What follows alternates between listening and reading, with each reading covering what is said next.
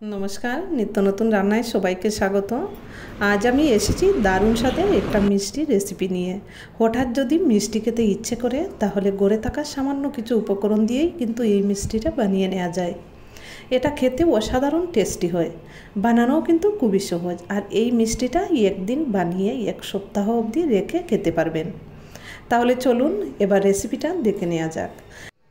এখানে আমি একটা বাটি মেপে 2 বাটি ময়দা নিয়ে নিয়েছি। ওজনের দিক দিয়ে প্রায় 150 গ্রামের মতো ময়দা হবে। দিয়ে দিচ্ছি সামান্য 1 চিমটি নুন।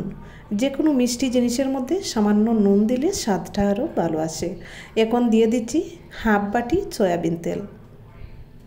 এখন ময়দার সাথে তেলটা খুব ভালোভাবে মিশিয়ে নিতে হবে, মানে খুব ভালোভাবে ময়াম করে নিতে হবে।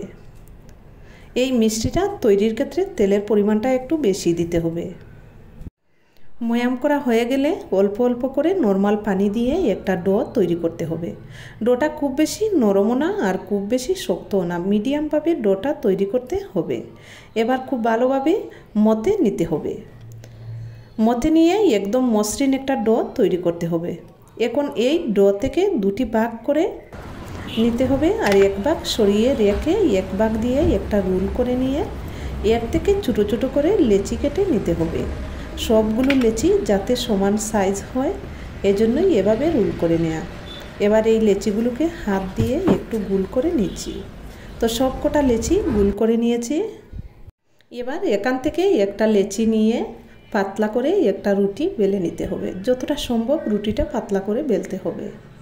এখন একটা নাইফের সাহায্যে একদম সরু সরু করে রুটিটা কেটে নিতে হবে। কেটে নেওয়া হয়ে গেলে এক সাইড থেকে ধরে পুরো রুটিটা একসাথে জড়ো করতে হবে।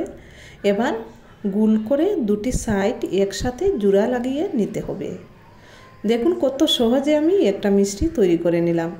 আর এভাবেই বাকি সবগুলো তৈরি করে নিতে হবে। এই রুটিটা বেলতে কোনো রকম তেল অথবা ময়দা লাগবে না, এমনিতেই বেলে নিতে পারবেন।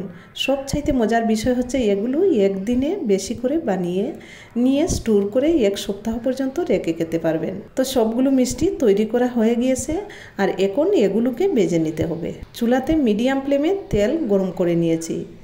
একে একে বানিয়ে রাখা মিষ্টিগুলো তেলের মধ্যে ছেড়ে দিয়ে চুলার ফ্লেমটা মিডিয়াম থেকে কমিয়ে মিডিয়াম ও লোয়ের মাঝামাঝি রেখে দিতে হবে। আস্তে আস্তে সময় নিয়ে মিষ্টিগুলোকে ভেতর থেকে মুচমুচে করে ভেজে নিতে হবে। এক সাইড ভাজা হয়ে আসলে উল্টিয়ে দিয়ে অপর সাইডেও একই রকমভাবে ভেজে নিতে হবে। যখন 2টি সাইড খুব সুন্দর একটা গোল্ডেন কালার চলে আসবে তখন তেল জড়িয়ে তুলে নিতে হবে। ঠিক একইভাবে আমি বাকি মিষ্টিগুলোও ভেজে নিচ্ছি। এ পর্যায়ে কিন্তু কিছুতেই চুলার ফ্লেম বাড়িয়ে দেওয়া যাবে না, তা না হলে উপরে খুব তাড়াতাড়ি কালার চলে আসবে আর ভেতর থেকে মুচমুচে হবে না। তো উল্টে পাল্টে মিষ্টিগুলোকে ভেজে তেল জড়িয়ে তুলে নিতে হবে। এবার এই মিষ্টির জন্য একটা চিনির শিরা তৈরি করতে হবে। এজন্য একটা পাত্রের মধ্যে দিয়ে দিচ্ছি 1 বাটি চিনি আর দিয়ে দিচ্ছি 1 বাটি পানি, মানে 1 বাটি চিনির জন্য 1 বাটি পানি দিতে হবে। 2টো এলাচ মুখটা একটু ফাটিয়ে দিয়েছি। এবার নেড়েচেড়ে চিনিটাকে গলিয়ে জাল করে ঘন চিটচিটে একটা শিরা তৈরি করতে হবে। তো এখানে আমি 5 থেকে 7 মিনিটের মতো জাল করে গাঢ় চিটচিটে শিরা তৈরি করে নিয়েছি। দেখুন শিরাটা এভাবে যখন উপর থেকে ফেলবেন তখন দেখবেন একদম নালে শিরাটা পড়বে, একটুও কেটে যাবে না। তখনই বুঝতে হবে যে শিরাটা আমাদের তৈরি হয়ে গিয়েছে। আর এ পর্যায়ে আমি ভেজে রাখা মিষ্টিগুলো শিরার মধ্যে দিয়ে চুলাটা বন্ধ করে দেব আর নেড়েচেড়ে মিষ্টিগুলোর মধ্যে শিরাটা ভালো করে লাগিয়ে নেব। সবকটা মিষ্টির মধ্যে শিরাটা খুব ভালোভাবে লাগিয়ে নিতে হবে। বেশ তৈরি হয়ে গেল আমাদের একদম ভেতর থেকে মুচমুচে মজাদার মিষ্টি। আশা করছি আমার আজকের এই রেসিপিটা আপনাদের কাছে খুবই ভালো লাগবে। আর ভালো লাগলে একটা লাইক ও শেয়ার করে দিবেন আর আমার চ্যানেলটাকে সাবস্ক্রাইব করে আমার সাথেই থাকবেন।